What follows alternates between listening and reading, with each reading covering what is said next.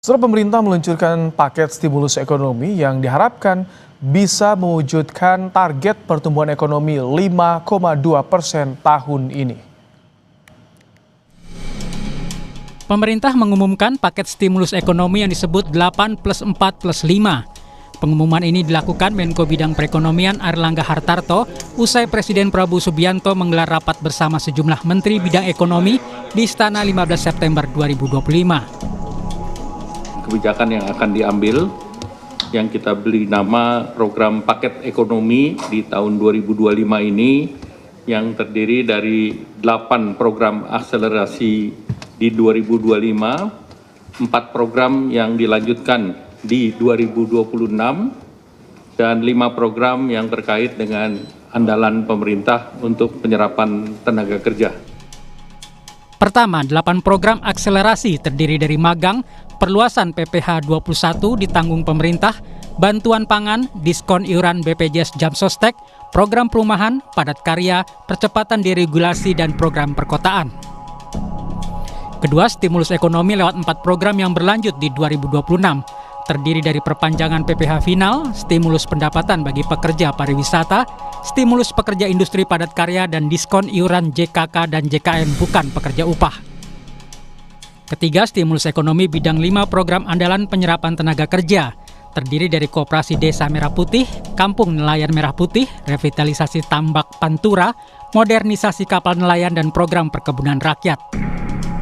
Sebelumnya, Menteri Keuangan Purbaya Yudi Sadewa telah mengguyurkan 200 triliun rupiah bagi 5 bank milik pemerintah dengan harapan kredit produktif bisa disalurkan untuk menggairahkan sektor usaha dan ekonomi. Hari Jumat sudah masuk ke perbankan, uangnya udah nongkrong di sana. Sekarang saya duga para dirut bank pusing, mau nyalurin kemana. Tapi saya pikir dengan cara itu, paling enggak kalau mereka belum bisa nyalurin karena mereka punya uang lebih, dia nggak akan perang bunga lagi, bunga akan cenderung turun, itu akan berdampak ke ekonomi dengan itu sendiri ya. Bisa bunga pinjaman turun, bisa juga bunga deposit turun, yang jelas cost of money turun, jadi yang punya uang nggak ragu untuk belanjain, yang mau pinjam ke bank nggak ragu untuk pinjam. Untuk alokasinya sebetulnya niat saya adalah suka-suka banknya.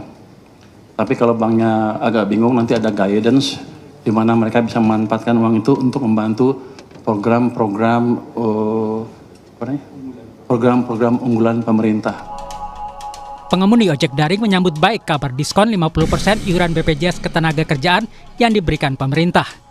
Pengemudi ojek daring berharap stimulus yang diberikan tak hanya tahun ini saja, tapi untuk seterusnya. Saya sih sangat setuju, Kak, karena memang penting sih kalau BPJS Ketenagakerjaan ya. Apalagi dibiayain separohnya sama pemerintah, sangat membantu sekali, Kak. Berarti merasa terbantu dengan adanya rencana stimulus ini ya, Mas? Ya, merasa terbantu. Kalau memang ada stimulus yang 50% dari presiden, khususnya dari negara, ya setuju aja, Bang. Seenggak-enggaknya kan itu perhatian dari pemerintah buat kita driver ojol. Harapannya Abang selaku driver ojek online ini dengan adanya program ini seperti apa sih, Bang? Ya benar-benar diterapkan, dijalankan, bukan cuma wacana aja gitu ya. Mudah-mudahan sih memang benar bakal dijalankan gitu.